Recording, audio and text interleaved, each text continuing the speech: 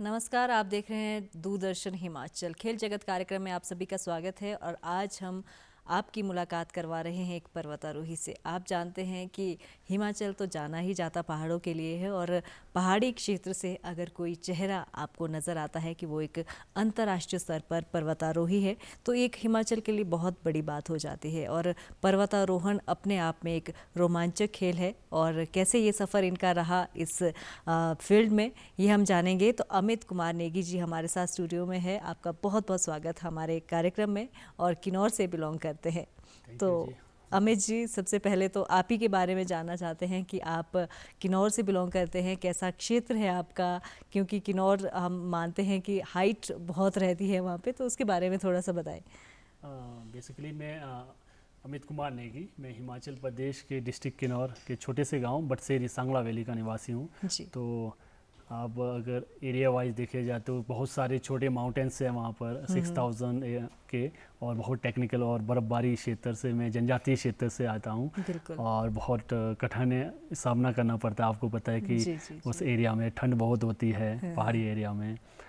और आप पर्वतों से आते हैं तो यही एक कारण रहा है कि आप इस फील्ड से जुड़े। तो कैसे आपका ये सफ़र रहा कि पर्वतारोहण के क्षेत्र में आप गए? पर्वतारोहण की शुरुआत से पहले मैं एक स्पोर्ट्स पर्सन रह चुका हूँ। मैं कभी सोचा नहीं था कि मैं एकदम शिफ्ट हो जाऊँ पर्वतारोहण की तरफ से, क्योंकि मैं एज ए एथलीट के ऊपर मैं उभरा अपने वहाँ से, गांव से ही, और धीरे धीरे मैंने हिमाचल की तरफ को 2 गोल्ड मेडल दे चुका हूँ। और उसके बाद मेरी शुरुआत हुई थी वॉलीबॉल में, और वॉलीबॉल में ऑल इंडिया हम नॉर्थ जोन गोल्ड मेडल रह चुके थे। फिर ऑल इंडिया चैम्पियनशिप हमने खेली कोल्हापुर यूनिवर्सिटी महाराष्ट्र।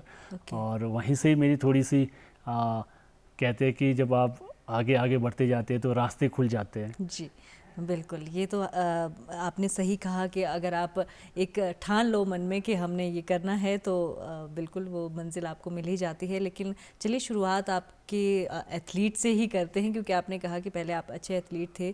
तो कहाँ से आपकी स्कूलिंग हुई है और किस तरह की पार्टिसिपेशन आपकी उस समय रहती थी?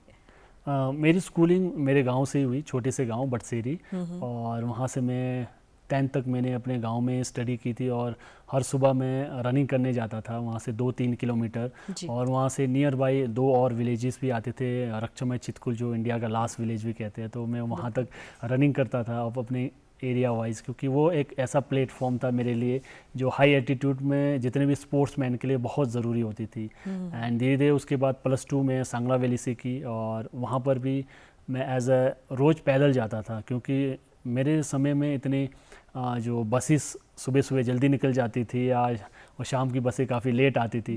तो लगभग मैं अपने गांव से जो स्कूल के लिए लगभग 9-10 किलोमीटर में पैदल वॉक करता था, आना जाना। तो मुझे काफ़ी अच्छा लगता था पैदल वॉक, और नेचर के साथ भी, क्योंकि आपके नज़दीक इतने खूबसूरत माउंटेन और जो नेचर है, और उसमें आप वॉकिंग और कर रहे हैं, आप अपने आप को और फिट बना रहे हैं। बिल्कुल, फिटनेस के लिए कहीं ना कहीं एक आपके लिए बेनिफिट भी रहा है और आगे के लिए भी कहीं ना कहीं आप तैयार उसी समय से हो रहे थे। तो बचपन में क्या बनना चाहते थे आप, क्या सपना था? बचपन में मेरा जो ड्रीम था एज ए मिलिट्री के लिए, क्योंकि हमारे बहुत नियर बाय बॉर्डर एरिया होते थे, और वहाँ पर बहुत सारे बॉर्डर के एरिया में मिलिट्री की गाड़ियाँ चलती थी, और मैं हमेशा देखता था कि एक दिन शायद मैं ऐसा बनना चाहता हूँ, क्योंकि मूवमेंट होती थी हमेशा, एयरफोर्स की मूवमेंट होती थी, फिर ITBP आर्मी की, और हमेशा मैं देखता रहता था उनको कि नहीं यार, कि उस एरिया में देश के लिए हमारे सपोर्टेड है और वो रक्षा कर रहे हैं। तो थोड़ा इंटरेस्ट आर्मी के ऊपर था। एंड कब समय बदल गया वो हम नहीं कह सकते। थोड़े आगे आगे हम अपॉर्चुनिटी मिली मुझे आगे कॉलेज में, जब मुझे कॉलेज में मौका मिला एज ए NCC मैंने ज्वाइन की थी, as a senior under officer रह चुका हूँ। और उसके बाद मुझे काफ़ी खुशी हुई कि NCC ने मुझे अनुशासन, स्पोर्ट्स के दौरान तो मुझे अनुशासन सीखने को मिलता था, तो NCC में भी बहुत कुछ सीखने को मिला कि एज अगर आपने मिलिट्री ज्वाइन करनी है तो NCC भी बहुत बड़ा प्लेटफॉर्म है। एंड NCC के थ्रू ही मैं माउंटेनियरिंग में शिफ्ट हो गया है। अच्छा, ये आपका सफ़र रहा इस फील्ड में। तो इंटरेस्ट पहले से ही था कि जैसे ही आप इस फील्ड के बारे में आपको जानने का मौका मिला उसके बाद आपका इंटरेस्ट बना? इंटरेस्ट मैं एडवेंचर में पहले इतना नहीं था, मैं क्योंकि वैसे भी मैं खुद अपने एडवेंचर अपने गांव वैली में खुद काफ़ी चीज़ें मैंने स्पेंड किए। कई बार मैंने काफ़ी नोटिस किए, काफ़ी फॉरेनर्स आते थे, क्लाइंबिंग करते थे, तो हमें लगता नहीं था कि वो पहाड़ों को क्लाइंब करके क्यों जा रहे हैं। तो धीरे धीरे जब फर्स्ट मेरा कैंप लगा एनसीसी का, तो एनसीसी में फर्स्ट टाइम 2011 में एनसीसी प्री एवरेस्ट एक्सपीडिशन का पार्टिसिपेट मुझे करना पड़ा। उसमें मुझे पहली बार इंडिया से टॉप 100 में से हम टॉप 10 लोग सिलेक्टेड थे जो प्री एवरेस्ट के लिए। उसमें मैंने बेसिक एडवांस की तैयारी की, और वहाँ से मुझे रियलाइज़ हुआ कि नहीं यार, लोग क्यों आते थे माउंटेन में, ये तो एडवेंचर गेम है, ये तो बहुत अच्छा गेम है। तो उसमें 2011 में टॉप 10 में से 9 लोग चले गए, 10वां मैं था, पता नहीं क्यों रिजेक्ट हुआ मैं। और दिल ही दिल में ये रहा कि एज ए स्पोर्ट्स पर्सन मैं आपको बताऊं, दो चीज़ें होती है, अगर आप या तो फिटनेस में प्रॉब्लम या फिर कोच, तो आप मैच हारते हैं तो आप या फिटनेस के पास चले जाते हैं या कोच के पास कि मैं किस चीज़ में वीक हूँ। तो मुझे वहाँ पर मौका दिया कर्नल अमित बीस साहब ने और कर्नल आई.एस. थापा सर, जो मेरे आइडल रहे हैं। तो उन्होंने कहा कि आप इंडिया की और ट्रेनिंग, अपने आप को और इम्प्रूवमेंट करो। जी। तो फर्स्ट जो ट्रेनिंग थी आपकी, वो आपने कैसे शुरुआत की और कहाँ आपने ट्रेनिंग ली है? फर्स्ट मेरी training Nehru institute of mount training जी। उत्तरकाशी, एशिया की बेस्ट इंस्टीट्यूट आप कह सकते हैं। और यहाँ पर मिलिट्री के कर्नल रैंक के, मेजर रैंक के, मेडिकल स्टाफ और आपके ट्रेनर्स सारे मिलिट्री, यानी एज ए आपकी जो ट्रेनिंग होती है वो 28 दिनों के लिए होती है, सिमिलर जैसे मिलिट्री की ट्रेनिंग होती है। तो मेरी शुरुआत बेसिक से हुई उत्तराखंड से, और मैंने देखा कि अभी तो मुझे बहुत कुछ सीखना है, क्योंकि जिस एरिया से मैं बिलोंग करता हूँ, हाई एल्टीट्यूड से, थोड़ी सी एटीट्यूड आ गया था इंसान में कि नहीं, अब मैं पहाड़ी क्षेत्र से बिलोंग करता हूँ, मैं सब कुछ हो जाएगा। नहीं, ये बिल्कुल गलत है। जब तक आप अपने आप को इम्प्रूवमेंट और ट्रेनिंग नहीं करेंगे, तब तक आप किसी भी चीज़ के लिए आप तैयार नहीं हैं। ये आपने बहुत अच्छी बात कही। कहीं ना कहीं हम लोग सोचते हैं कि हम पहाड़ी एरिया से हैं तो शायद हम फिट होंगे हर जगह के लिए, लेकिन एक स्पोर्ट्स का अपना एक जो फील्ड होता है, उसके लिए अनुभव या फिर ट्रेनिंग या एक्सपीरियंस जो काउंट करता है, वो बहुत मायने रखता है कहीं ना कहीं। बिल्कुल, ये बहुत, क्योंकि ये ऐसा गेम है बिल्कुल जिसमें सेकंड चांस, यानी सॉरी के चांस हम नहीं कह सकते।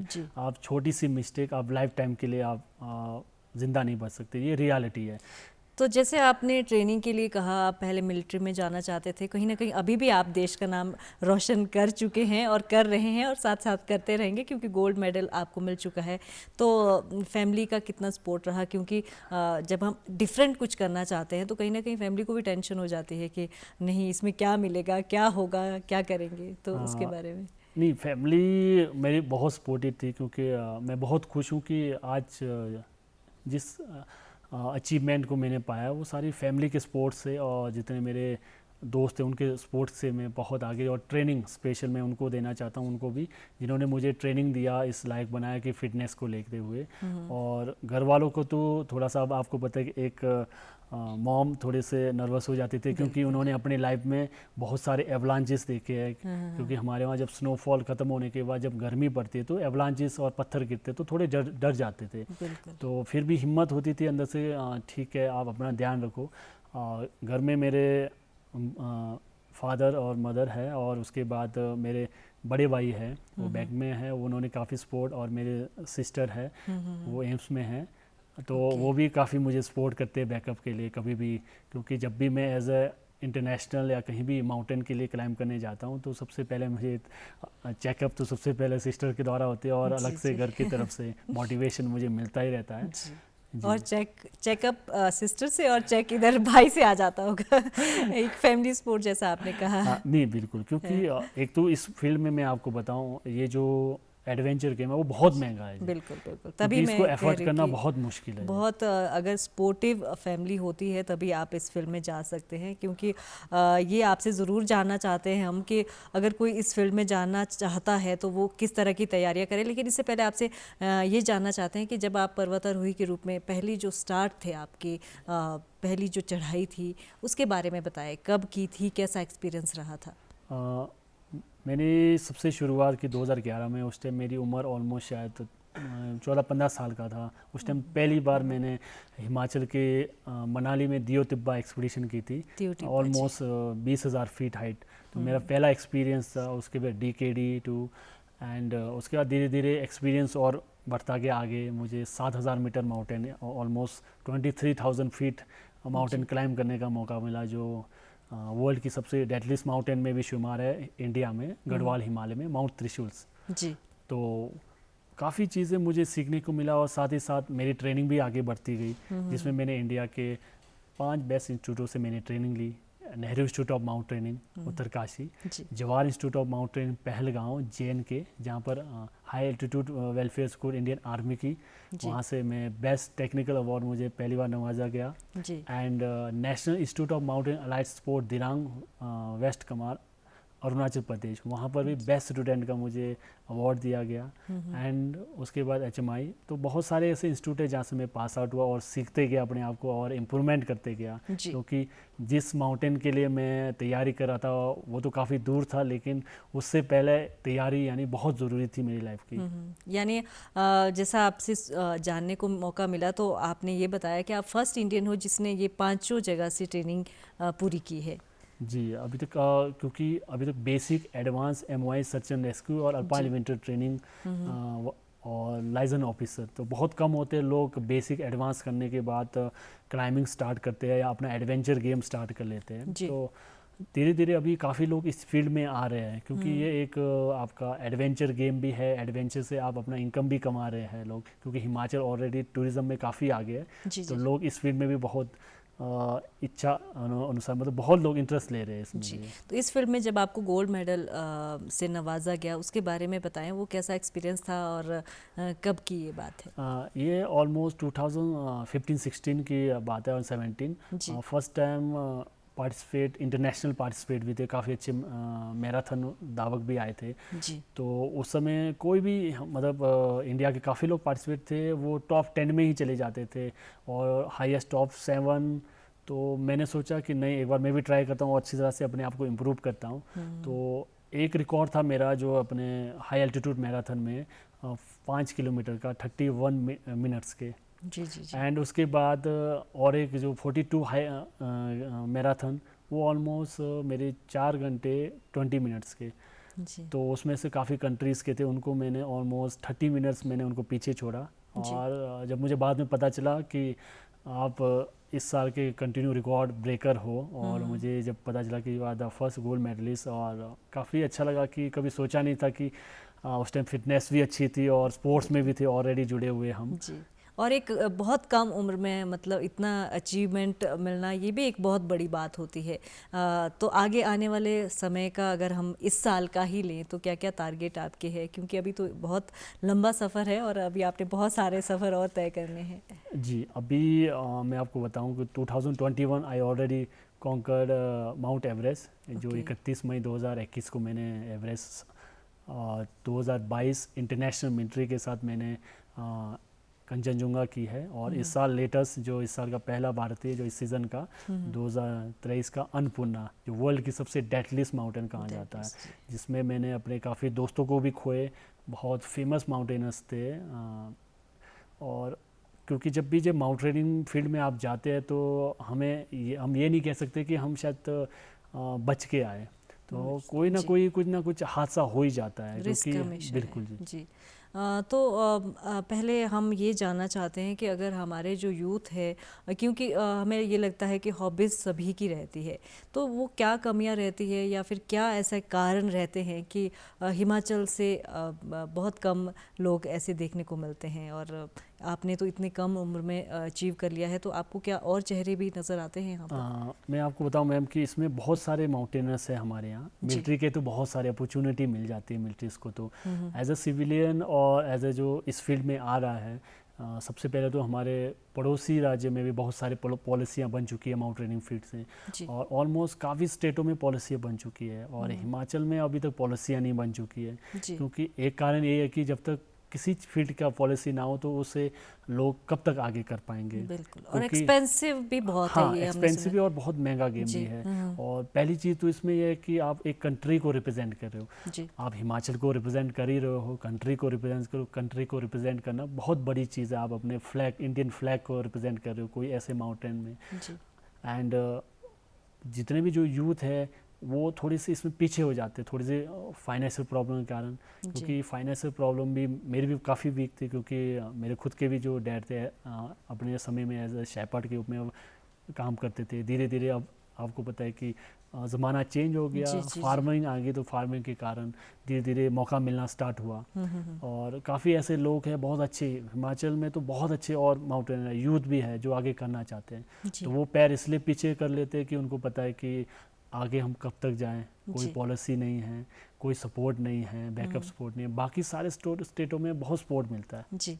जैसे आपने पहले बताया था, प्रोग्राम से पहले जब आपसे बात हो रही थी कि आप जो रेस्क्यू टीम एक बनी थी उसमें पार्टिसिपेट करने वाले भी आप फर्स्ट इंडियन थे, तो क्या यहाँ पे भी ऐसा पॉसिबल हो सकता है कि क्योंकि हम हिमाचल में ख़ासतौर पर देखते हैं कि बारिश के मौसम में इतनी आपदाएं आती रहती है क्योंकि पहाड़ी एरिया है, तो यहाँ पे कुछ ऐसे रेस्क्यू टीम ऐसी कुछ बन सकती है आपके थ्रू, ताकि ऐसी नहीं, स्थिति में? बिल्कुल। जिस तरह से माउंटेनिंग हमारे Atal Bihari Vajpayee institute of mountaineering है, जी। मेरे ख्याल से अभी तक बहुत सारे स्टूडेंट यहाँ से पढ़ के चले गए हैं। और मैंने काफ़ी देखा कि अभी भी लोग इंटरेस्ट ले रहे हैं इस फील्ड में। और जितने भी जो बाहर के जितने भी क्लाइंट्स हैं इंडिया के बाहर या महाराष्ट्र, पूना, बहुत सारे लोग जी, पासिस करने आ जाते हैं, एडवेंचर को जीना चाहते हैं, लेकिन उसमें कैजुअलिटी ज़्यादा हो जाती है। जी। और मैंने अभी नोटिस किया कि हमारे यहाँ जब कैजुअलिटी हो जाती है तो रेस्क्यू लगभग 1 महीने बाद पहुँच जाता है, तब तक तो इंसान की जान चली जाती है। और जी। इस मामले में अगर मैं कंपेयर करूँ लाइक नेपाल में मिनिमम दूसरे दिन या तीसरे दिन में हेली आ जाता है और रेस्क्यू करके उसको वापस लाया जाता है। जी। जैसे कि अभी हमारे अन्नपूर्णा में हुआ था, रेस्क्यू हुआ था। और अनुराग मालू जो 60 मीटर नीचे, उनको रेस्क्यू करके इमीडिएटली अभी उनकी जान बच चुकी है। और काफ़ी ऐसी चीज़ें, और यहाँ पर भी रेस्क्यू टीम बन सकती है क्योंकि इतने सारे जो नए यंग ब्लड है उन्होंने basic advance MOI search and rescue उन्हें ऑलरेडी कर चुके हैं। जी। अगर आप कहीं भी जो रेस्क्यू के लिए उनको एक टीम वर्क आप बना सकते हैं, क्योंकि गवर्नमेंट की अपनी पॉलिसी है इसमें। जी। 15 दिन के लिए, 20 दिन के लिए गाइड के लिए जब वो कोर्स करा सकते हैं, तो एज ए आप रेस्क्यू टीम भी बना सकते हैं। बिल्कुल।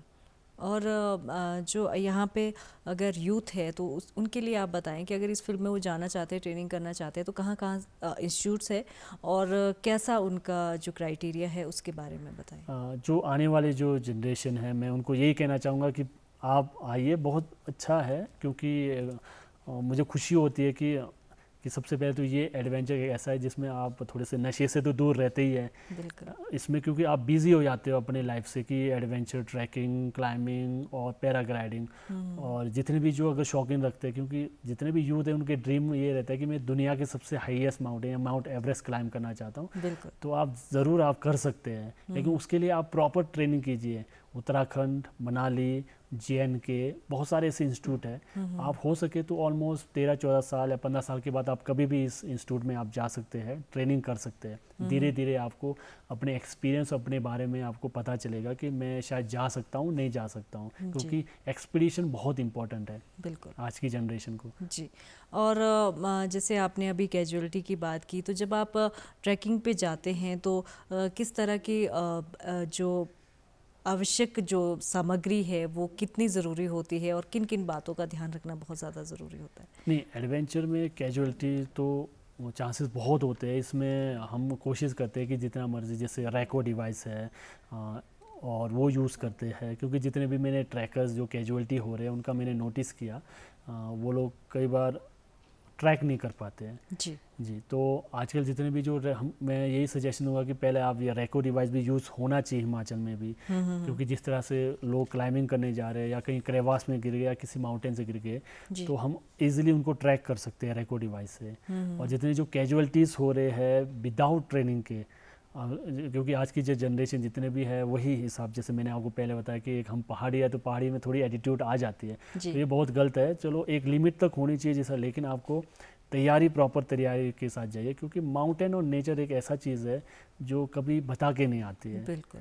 तो हमेशा लाइफ में कुछ भी आप करो, ट्रेनिंग इज़ वेरी इंपॉर्टेंट। जी। तो क्योंकि हमारे जब मिलिट्री में 2 चीज़ कहा जाता है कि लैंड ऑफ लामा और हाथ में रोटी, चढ़ जा चोटी। मतलब यानी ये कि आपको सब कुछ आपके साथ लेके चलना है आपने। और not a gamma in land of lama, sorry मैं ये कहना था, not a gamma in land of lama, यानी आप माउंटेन सील को आप मजाक पे ना लें। बिल्कुल। जितने भी माउंटेन प्रॉपर ट्रेनिंग के साथ करें और उसके साथ ट्रेनिंग के साथ जो भी आपके इंस्ट्रक्टर उनसे सीखे और उसको आप कराइए, और धीरे धीरे आप अपने आप को भी फिट रख सकते हैं। जी, तो आगे आने वाले समय में आपके क्या क्या टारगेट है उसके बारे में जानना चाहते हैं, क्या क्या करना चाहते हैं आप? मैम अभी तो इस साल का वैसे टारगेट 4 माउंटेन का था, जिसमें से अन्नपूर्णा मैंने क्लाइंब किया, जिनमें से हमारे यहाँ के सीएम सुखविंदर सिंह सुक्खू जी और हमारे खेल मंत्री, उन्होंने मुझे फ्लैग ऑफ करके सेरेमनी करके मुझे भेजा था। लेकिन एक ही माउंटेन हो पाया मुझसे, और मैं कोशिश कर रहा हूँ इसके बाद मेरे और 4 माउंटेन है, वो भी शायद कंप्लीट हो जाए तो इस साल शायद ऑलमोस्ट मैं नेशनल अवार्ड के लिए नॉमिनेट हो जाऊँगा। और अपने हिमाचल के टूरिज़्म को और आगे ले जाने के लिए भी मैं कोशिश कर रहा हूँ अभी। और इंटरनेशनल लेवल पे हम हमारी कहलूर एडवेंचर है, वो जो 8000 मीटर के लिए ट्रेनिंग के लिए इंडिया में हम ट्रेनिंग करवा रहे हैं। कोई भी जैसे एवरेस्ट जाना चाहता है, एवरेस्ट के बाद जैसा बेस कैंप ट्रैक करना चाहता है, इंटरनेशनल कोई भी अगर एक्सपीडिशन करना चाहता है तो उसके लिए हम इंडिया और खुशी की बात है कि इंडिया की वो हिमाचल की अपनी कंपनी है, शायद बहुत कम लोगों को पता है, Kahlur adventure and the rock climbing Shoshila peak. तो ये हम लोग ट्रेनिंग करा रहे हैं। अभी तो काफ़ी यंग स्टूडेंट हमारे यहाँ पर ट्रेनिंग करके जा चुके हैं, जो हम खुद ट्रेनिंग करा रहे हैं, जिनको आगे के लिए प्लेटफॉर्म दिखाने के लिए कि फर्स्ट आप अपने एरिया को भी एक्सप्लोर करो, इंडिया में ट्रेनिंग करो अच्छी तरह से फिट होके, बाकी आप जैसे इंटरनेशनल 8000 एवरेस्ट क्लाइंब करना चाहते हो वहाँ पर आपको परेशानियाँ ना झेलनी पड़े। तो इस तरह की ट्रेनिंग अगर वो आपसे लेना चाहते हैं तो कैसे आपसे कांटेक्ट कर सकते हैं? जो यूथ है आपसे जुड़ना चाहते हैं उनके बारे में बताएं। ये जितने भी जो यूथ है मुझसे अगर जुड़ना चाहते हैं तो जैसे कहलूर एडवेंचर आप ज़रूर सर्च कर सकते हैं उसमें, या फिर मेरे सोशल मीडिया से आप मुझे फॉलो कर सकते हैं। मेरे इंस्टाग्राम है अमित नेगी माउंटेन बॉय, और मेरा पेज है रॉक क्लाइंबिंग शोशिला पीक। अभी उसमें ऑलमोस्ट मुझे इंटरनेशनल लेवल पे BBC, CNN न्यूज़ और काफ़ी लोग मुझे अप्रोच करते हैं, और एज ए इंस्टाग्राम में भी काफ़ी लोग मुझे इंटरनेशनल लेवल पे मैं अभी तक, और 7 समिट ट्रैक जो इंटरनेशनल नेपाल के साथ जो मैं जुड़ा हूँ, जो बेस्ट क्लाइंबिंग और रेस्क्यू प्रोवाइड करती है। और मैं चाहता हूँ कि आप कभी भी अगर आपका चॉइस है, आपको करना है इंटरनेशनल में ट्रैकिंग, इंटरनेशनल क्लाइंबिंग, और इंडिया में जितने हिमालय अगर करना चाहते हैं तो आप मुझसे ज्वाइन हो सकते हैं। तो जैसे आप कोई भी चोटी पे जाते हैं तो जब आप टीम वर्क के साथ जाते हैं, टीम के साथ जाते हैं, तो वो इन्जॉयफुल रहता है, या जब आप इंडिविजुअली करते हैं तो उसके बारे में जो एक्सपीरियंस है उसके बारे में बताएं।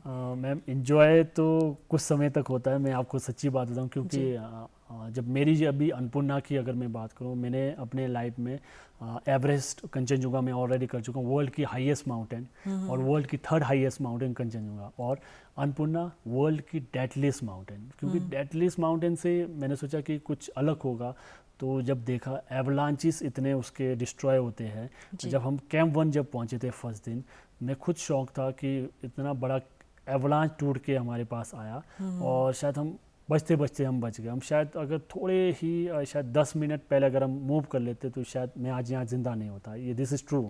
वो सबसे बड़ा एवलांच टूटा, एंड उसके बाद मैंने रियलाइज़ किया कि माउंटेन में आप जब भी जा रहे तो प्रॉपर आपका ये है कि हम ये नहीं कह सकते हम वापस आओगे। एज ए मिलिट्री में आप कहते हैं कि जब हम लड़ाई पे जाते हैं तो हम शायद वापस नहीं आ पाओगे, तो वैसे ही एडवेंचर और इस गेम में भी। लेकिन हमारे टीम में काफ़ी मजबूती थी कि टीम वर्क बहुत अच्छा था, तो सीखने का भी मौका मिला मुझे। और Annapurna is like a deadliest mountain, बिल्कुल सही कहा। बहुत विंड और माइनस ऑलमोस्ट 25-30 तक चला जाता है, और वेदर और एवलांच सबसे बड़ा चैलेंज है उसके लिए जी। लेकिन जब आप इतना सब कुछ करके वापस आते हैं उसके बाद कैसा महसूस होता है? कहीं ना कहीं आप एक कंट्री को रिप्रेजेंट करके आते हैं, अपना फ्लैग लेकर जाते हैं, तो वो एक अनुभूति जो होती है वो शायद फिर जो हम एक्सपीरियंस जो होता है हमारा वो बिल्कुल डिफरेंट हो जाता है। जी मैम, ये चीज़ मैं आपको बताना चाहूँगा कि खुशी बहुत होती है मैम, बहुत ही खुशी, क्योंकि 2021 में जब एवरेस्ट किया था, जब मैं क्लाइंब करके वापस आया, खुशी बहुत थी, लेकिन उसके साथ दुख भी बहुत था, क्योंकि हमने बहुत अच्छे दोस्तों को खोया। क्योंकि जब आप इंटरनेशनल लेवल पे या कहीं भी आप कोई भी माउंटेन या ट्रैकिंग करने जाते हैं तो बहुत सारे कंट्रीज़ के लोग आपके साथ जुड़े रहते हैं, तो एज अ फैमिली मेंबर जैसे बन जाते, तो उसमें से कोई एक चला जाता है तो बहुत दुख होता है। और वैसे ही अभी इस बार कंचनजुंगा और उसका अन्नपूर्णा में भी सेम लाइक बहुत फेमस नोएल है ना, बहुत एक्सपीरियंस पर्सन जिनके साथ मैंने कैंप 1, कैंप 2, कैंप 3 तक मैंने उनके साथ एक्सपीरियंस ली, और उनके थ्रू मेरा जीपीएस के थ्रू मेरे इंडिया में मैसेज जा रहा था कि आज मैं यहाँ पहुँचा, आज वहाँ पहुँचा। एंड मैं बहुत एक्सपीरियंस लोगों के साथ मिला। मैं इस साल में लगभग 21 कंट्रियों के साथ मैं एक्सपीडिशन मैं करके आ चुका हूँ, जिसमें बहुत सारे ऐसे एक्सपीरियंस लोग थे जिनको सीखने का मौका मिला। मेरे से भी काफ़ी सीनियर लोग थे। एंड बस दुख इतना था कि बहुत अच्छे माउंटेन्स को हमने खो दिया। यही आपसे जानना चाहते हैं, जब आप एक किन्नौर ज़िले से होकर इंटरनेशनल लेवल पर पार्टिसिपेट करते हैं तो वो कितना अच्छा रहता है?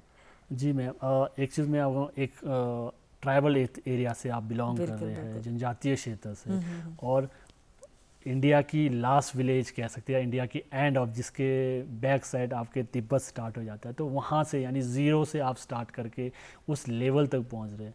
तो मैं ये नहीं कहूँगा कि लोगों को शायद हमारी मेहनत दिखती है होगी या नहीं, लेकिन मैं ये ज़रूर कहूँगा कि जितने भी लोग शायद आने वाली जनरेशन देखो, सक्सेस इंसान की इतनी रहती है, उसमें से सेक्रीफाइस और मेहनत बहुत ज़्यादा होता है, तो शायद वो चीज़ लोग नहीं देख पाते। बिल्कुल, हम आशा करते हैं कि आगे आप जो भी आपके मोटिव हो, जो भी आप करना चाहते हैं वो मिले और आपके बहुत सारे अवार्ड्स और लिस्ट में आए। तो अमित कुमार नेगी जी, बहुत बहुत धन्यवाद हमारे साथ स्टूडियो में जुड़ने के लिए, और हम आपके लिए बेस्ट विशेस आगे के लिए बोलना चाहते हैं। तो खेल जगत कार्यक्रम में आज बस इतना ही। आप यूं ही बने रहिए डीडी हिमाचल के साथ।